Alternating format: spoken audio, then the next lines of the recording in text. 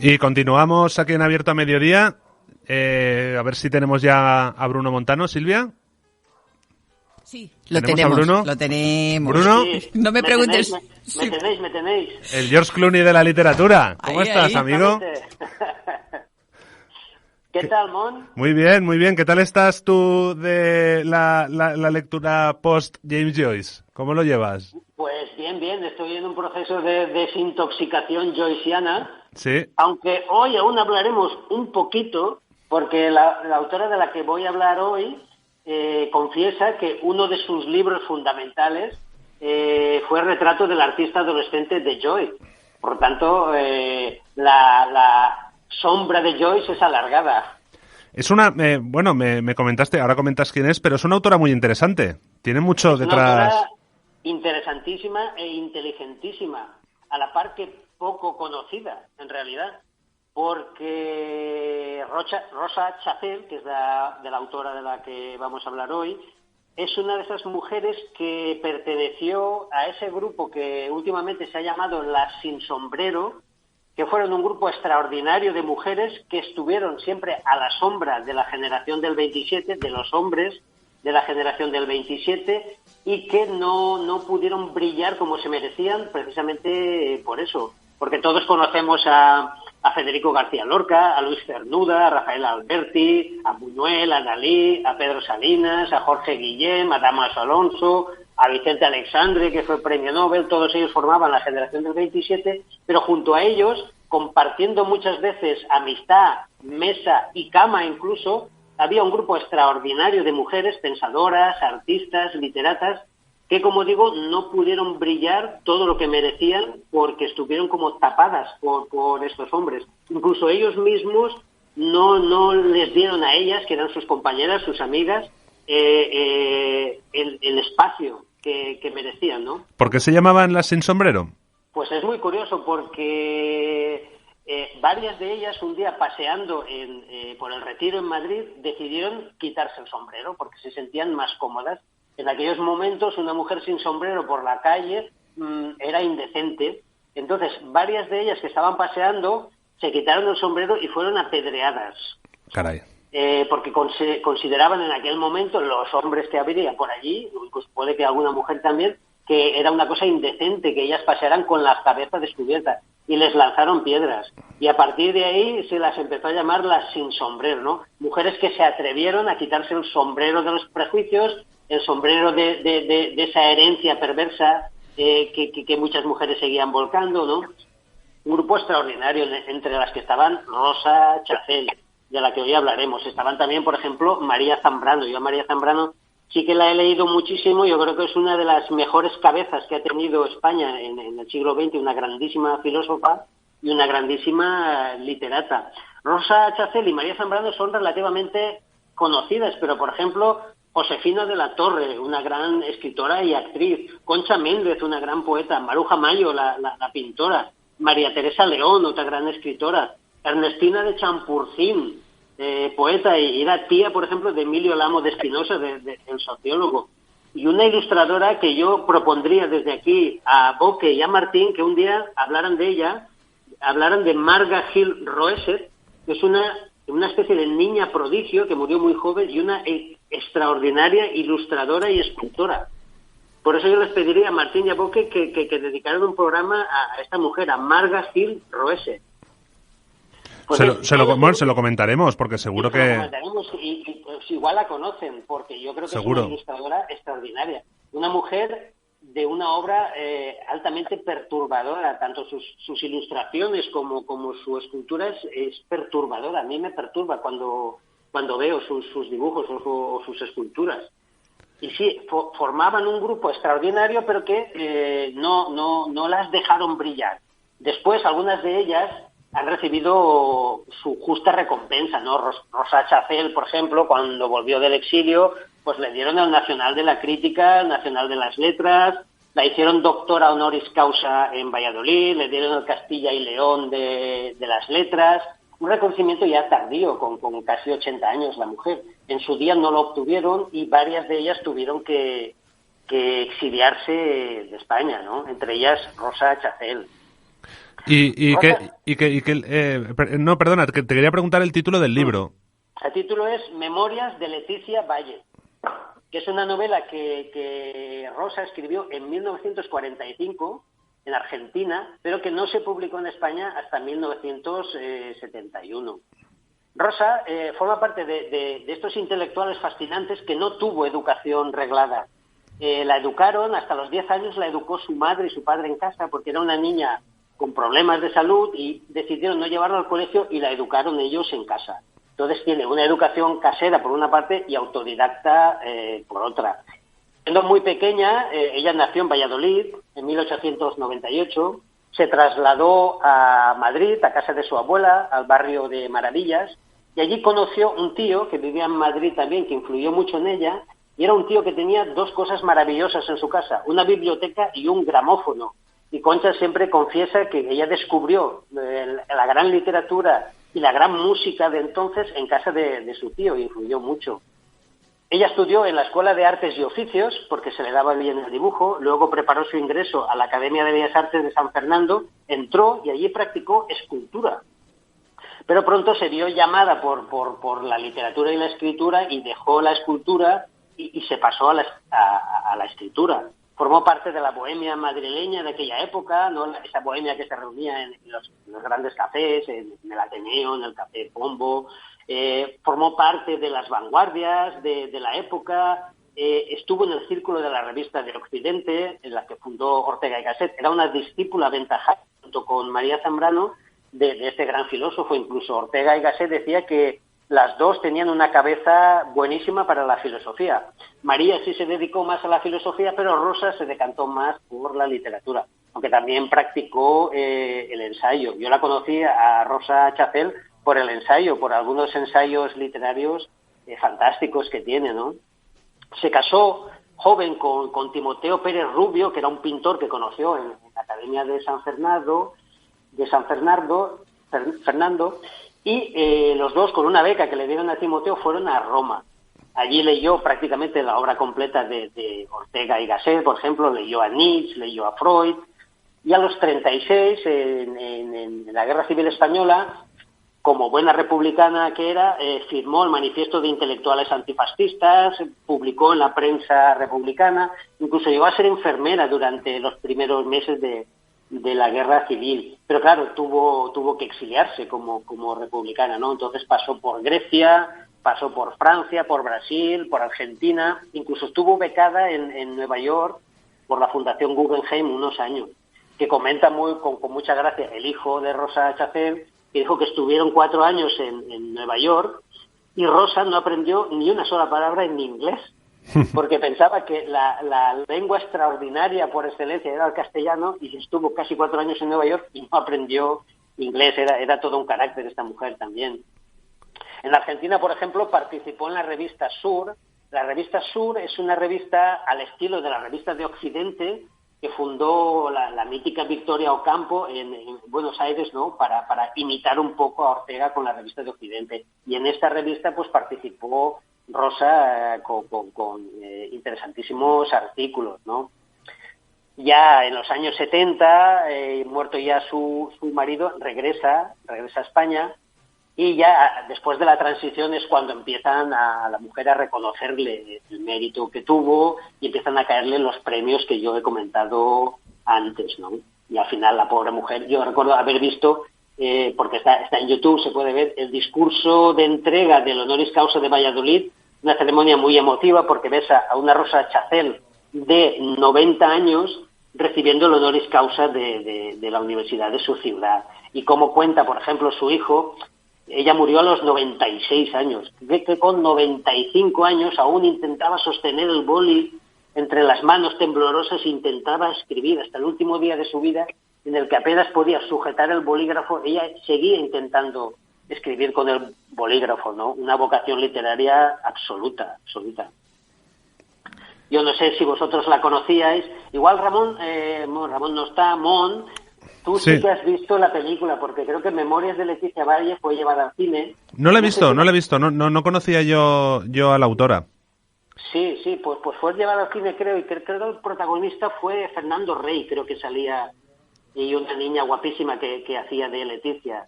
Creo Yeah. que sí se llevó al cine en los años 80, por ahí, creo. Lo Lo que no he visto es la película. Lo comprobaremos. Sí que me parece interesante cuando me hablabas tú del argumento del libro. Sí.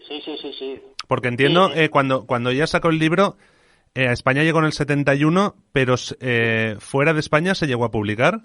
sí, se publicó en Argentina. En Argentina sí se leyó. Incluso empezó a publicarlo en Argentina, digamos, casi por entregas. Publicó la primera y segunda parte y se publicó, creo que en revistas, una especie de adelanto del libro, y sí que se publicó el libro. Pero en España no apareció, creo, hasta el 71 aproximadamente. Sí. Háblanos un poco del libro. El libro es como te comenté ayer, una especie de Lolita a la española, ¿no?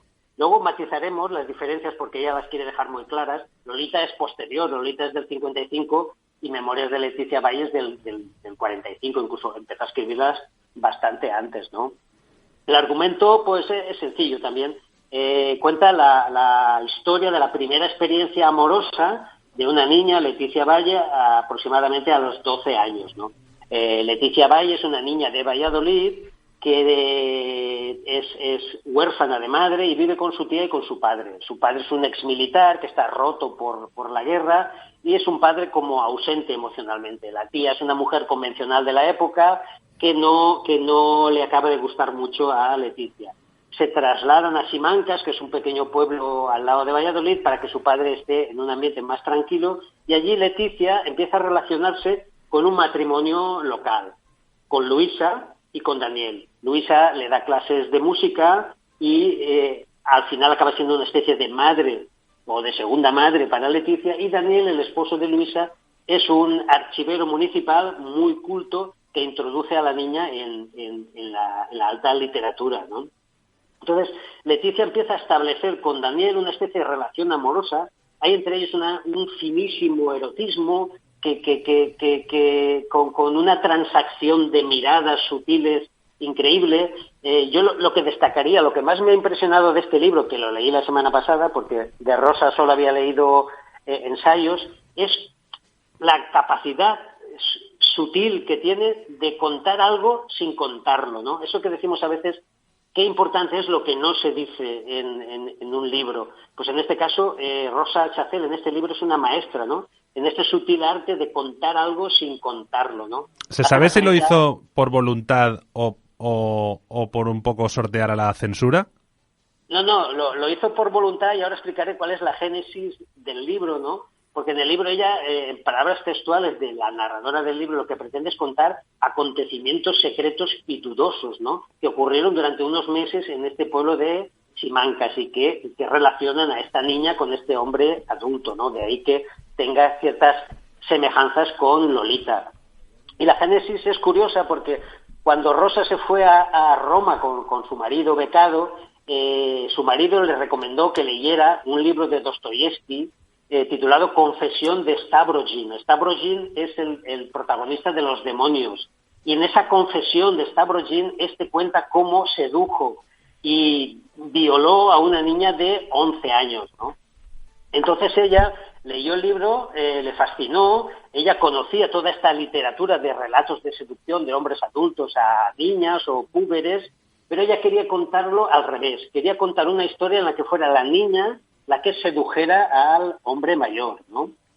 Por otra parte, también estaba influida por una leyenda que cuenta ella que existe en Europa de un cazador, un pescador. Dice que en Europa es un cazador, en Inglaterra es un pescador, ¿no? Hombres adultos que raptan a una ninfa del bosque, la llevan a su casa y tienen relaciones sexuales con ella. Y para que no escape la ninfa, atrapan el ala de la ninfa con la tapa de un baúl. Al final esa ninfa escapa del baúl y escapa del cazador o del pescador y consigue recuperar su virginidad. Esta leyenda también le influyó a ella y quiso contar una historia en la que fuera, por una parte, la niña la que sedujera al adulto y que la niña al final escapara de alguna manera y recuperara su virginidad. De ahí que ella siempre diga que Lolita no recuperó la virginidad simbólica en el caso de Leticia, pero que Leticia sí la recuperó, ¿no?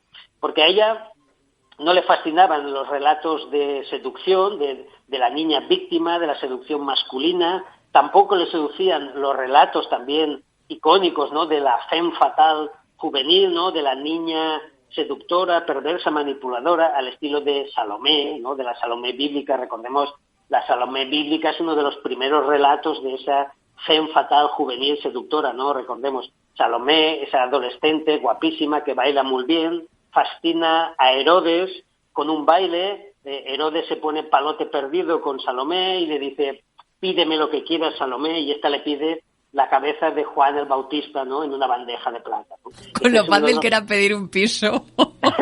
No, pues pidió la cabeza de Juan el Bautista, ¿no? Entonces se considera a Salomé, que por cierto, Ortega y Gasset le dedicó un ensayo a la Salomé bíblica, ¿no? Entonces Salomé sería un poco el icono de esta femme fatale juvenil, ¿no?, de esta niña seductora y manipuladora que el cine y la literatura pues se ha cansado de recrearla, ¿no? Y bueno, pues y el cine negro y la literatura de la novela negra, imagínate.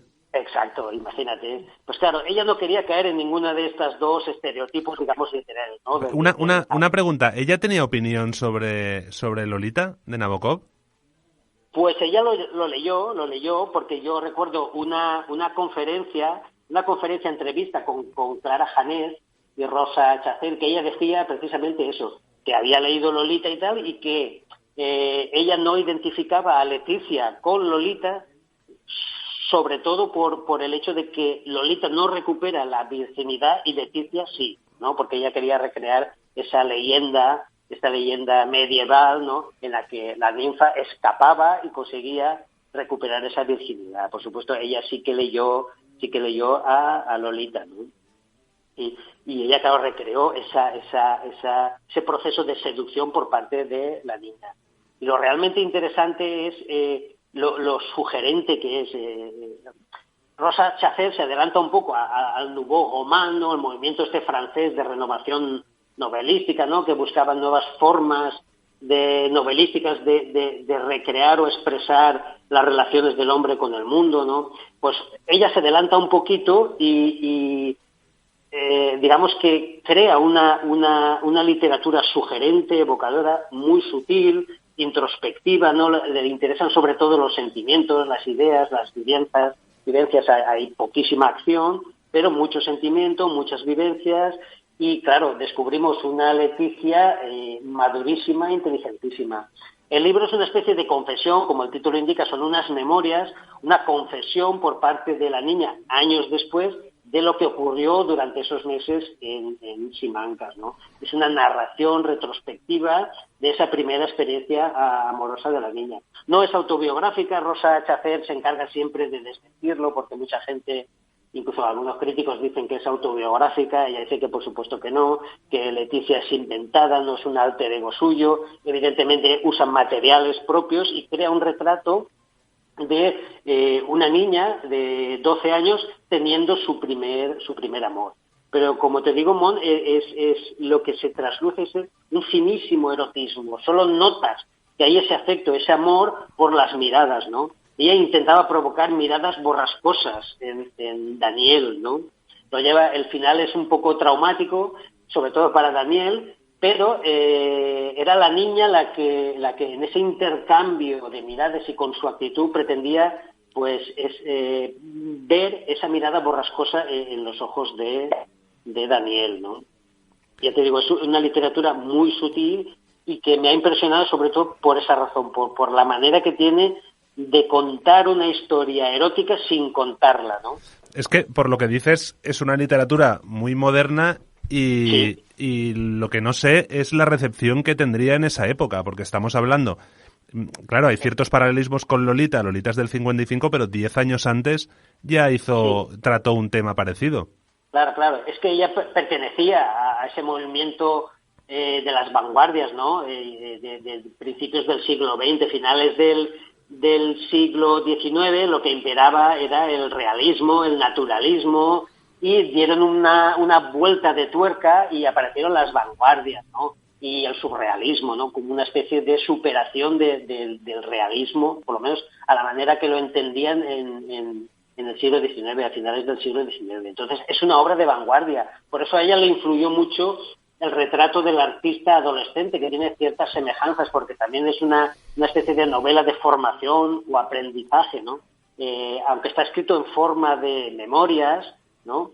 La novela es una novela de formación, y en ese sentido sí que se parece al retrato del artista adolescente de Joyce, que es una obra de vanguardia también, y que ella no escribe con monólogo interior como hacía Joy, que ya empezó, como dijimos hace unas semanas, a usar el monólogo interior en el retrato del artista. Ella no lo usa, pero sí usa un género confesional, en el que importa mucho reflejar esas ideas, esos sentimientos, esas vivencias que ella tuvo durante esos meses y cómo experimentó por primera vez el amor, ¿no?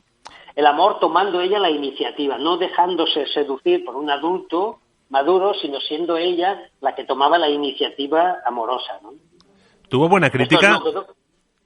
Pues críticas en la época es que se leyó muy poco, porque claro, es el problema de los exiliados. Tú imagínate, mujer y encima exiliada, o sea, claro, repercusión prácticamente nula. Si los hombres exiliados ya tenían poca repercusión, sí, cuando ya volvieron, pero mientras estuvieron fuera, la tuvieron en los países de acogida, en México, en la Argentina.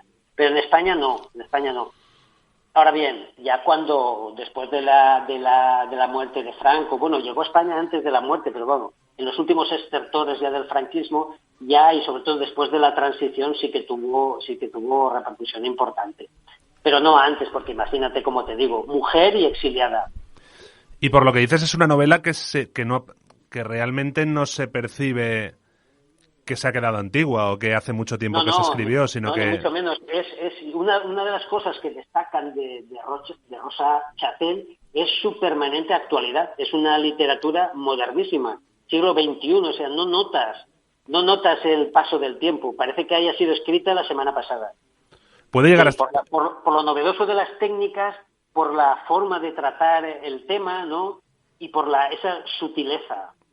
¿Podría llegar a escandalizar, incluso? Nada. No. Nada. Vale, ya te digo, es un relato erótico, pero de una sensualidad sutil. A mí me ha maravillado por eso. Vuelvo a repetir, yo creo que ya por tercera vez, la manera que tiene de contar mucho sin contar nada. Es increíble, porque eso es muy, muy difícil de conseguir en literatura. En ningún momento crees estar presenciando una relación erótica, y lo estás haciendo, ¿sí? Hubiera burlado incluso, yo creo, la censura más rigurosa de aquel momento. Vale. Porque claro. ni por léxico ni por situaciones podrías percibir que está ocurriendo algo erótico entre los protagonistas. Ya te digo, es una cosa sutil de miradas y leves roces. Claro, ¿sí? Platónico en todo momento, claro. No, tiene su puntito carnal, aunque ella sabe que es una relación imposible, y su angustia es esa, la de saber que su proyecto no tendrá un buen resultado porque es imposible. Pues a pesar de eso, ella sigue intentándolo, ¿no? Aunque en algún momento de la novela confiesa que va a ser algo imposible y que por lo tanto quedará frustrado. Pero no puede resistirse al nacimiento de ese primer amor. Y es un amor bastante intelectualizado, aunque es físico, es también bastante intelectualizado, porque ella admira profundamente a Daniel, al archivero, admira su cultura, admira su dominio de la literatura, su dominio de la filosofía, sus conocimientos históricos, pero aparte lo admira como hombre también. Al mismo tiempo establece una relación muy interesante con Luisa, porque por una parte Luisa que ahí habría algo freudiano si quieres, porque Luisa por una parte es una especie de madre adoptada, pero al mismo tiempo es su rival, porque es la mujer de Daniel. Entonces establece una relación muy interesante dentro de ese matrimonio. A veces da un bandazo hacia Luisa, otras veces da un bandazo a Daniel, y se establece ahí un triángulo muy interesante, muy interesante. Recomiendo la lectura y la película. Vamos a ver, Ramón. Sí. He buscado información y efectivamente hay película, creo que es del año 79, y la niña es Emma Suárez. Emma Suárez, sí. O Yo sea creo que he visto que... algún fotograma y me suena que está también Fernando Rey. Sí, está Fernando Rey. Está Fernando Rey, ¿no? Está Esperanza Roy, lo estoy leyendo Sí. ahora, y bueno, es una película, en cualquier caso, sí que Sí. tiene bastante buena crítica, hablando de una buena Sí. adaptación, pero no a la altura Sí. de la novela, claro. Claro, y es que yo quiero verla porque quiero ver cómo han adaptado al cine esos matices que yo digo son tan importantes en la novela, ¿no? Pero en cualquier caso... ¿Cómo han conseguido mostrar lo que muestra Rosa, pero con fotogramas? A ver cómo lo han conseguido y con la actuación de los protagonistas. Tengo el verdadero interés por ver cómo lo han adaptado, por ver si han podido captar lo que se capta en la novela. Pues parece que la película no es muy conocida, ya te digo, yo no la conocía y bueno, yo no creo que se haya puesto mucho en televisión, o por lo menos lo desconozco, pero estaré atento y desde luego sí que es una lectura muy muy recomendable. Vamos a escuchar para conocer un poco la prosa de Rosa. Sí, he seleccionado un fragmento, pequeña cata, para poder hacernos una idea de la forma de escribir de esta mujer, ¿no? Es una reflexión, como tantas, es una persona muy reflexiva, tiene su novela principal, los críticos dicen que es La sin razón, una novela que escribió en los años 60, ¿no? Cuajada de reflexiones interesantes, porque ya te digo que Ortega y Gasset dijo de ella que iba a ser una gran filósofa, porque tenía una muy buena cabeza para la filosofía, que luego se derivó hacia la literatura, pero que eso no le impidió que sus novelas fueran muy inteligentes y con reflexiones interesantísimas siempre. Destacan sobre todo en ella eso, su inteligencia narrativa. Y Silvia nos leerá un fragmento que yo he considerado que es una reflexión interesante y que nos iba como cata de cómo escribía esta gran mujer. Pues allá voy.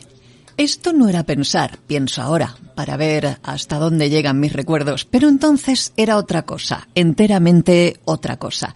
Entonces no llamaba sombras aquello que veía, ni me proponía estar en ninguna posición especial. Me sentía allí, estaba allí, me abandonaba, me olvidaba allí, hasta que pasaba dentro de mí algo solo, comparable al fluir de las lágrimas. Algo lloraba dentro de mí. Un hilo de llanto corría por el lugar que era como el escondrijo del alma, tan breve como un relámpago. Buah, Fantástico fragmento. Sí. Y además, imagínate, a mí me hizo saltar las lágrimas cuando el hijo contaba cómo después de toda su experiencia vital, todo su periplo vital viajando por todo el mundo, cómo a los 95 años intentaba seguir escribiendo, sosteniendo con las manos temblorosas el boli para seguir escribiendo, ¿no? Una vocación absoluta. Ningún título universitario, jamás fue al colegio, jamás fue a la universidad, autodidacta por completo y un auténtico escritor con mayúsculas. Pues muchas gracias. A Rosa Chacel, recuperarla y recuperar a las sin sombrero. He querido hacer también un homenaje a esta gran generación de mujeres también. Desde luego. Pues fíjate, mi chica me ha mandado un WhatsApp y me ha dicho que te pregunte por Luisa Carnés, que también era otra sin sombrero. ¿Pertenecía a esta generación? Sí. La verdad no tengo referencia. Pues me ha dicho que si no, que te la recomienda. ¿Pero es escritora también? Sí, es escritora. Luisa Carnés. Luisa Carnés. Vale, intentaré buscar algo porque no la conocía. Claro, es lo que pasa con estas mujeres.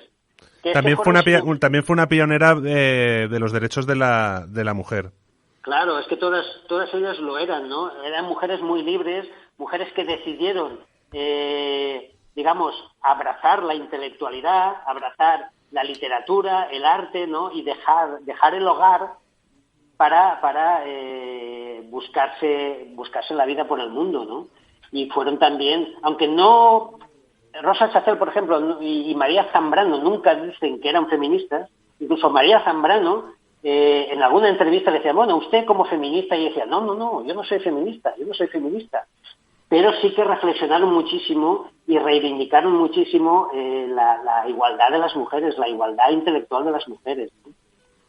Y ya María Zambrano es impresionante. Yo la descubrí hace años. Sé que a Ismael le gusta mucho también porque es muy orteguiano Ismael. Y María Zambrano es una cosa impresionante. Yo creo que es de los 3-4 mejores cerebros del siglo XX en España. Hay que leerla. Un poco más compleja que Rosa, y con un toquecito místico interesantísimo, pero un cerebro sobresaliente, el de María Zambrano, que era muy amiga de Rosa Echacel. Rosa cuenta que las llamaban a las dos para burlarse de ellas las intelectuales, ¿no? Como estaban siempre alrededor de Ortega y Gasset, participaban en las revistas de Occidente y tal, el resto de amigotes de la generación las llamaba para burlarse las intelectuales, ¿no? Uh-huh. Y Rosa Echacel siempre decía, a mí no me perjudicó el que fuera mujer, decía. A mí me perjudicó sobre todo en que yo era antipática, no era muy guapa, venía de provincias, no tenía estudios universitarios, y siempre decía, me perjudicó mucho más todo eso que fuera mujer. Claro. Dijo. Sí. Pues muchas gracias, Bruno. Nos vemos la semana que viene.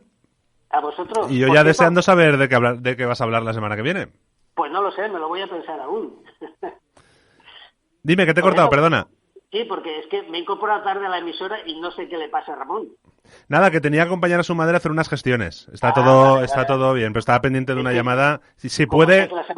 La semana pasada estuvo delicadito. Sí. Si puede, se unirá a la una. Vale, perfecto. Pues nada, gracias, Bruno. Bueno, un abrazo a todos. Un abrazo fuerte. Luego. Hasta luego.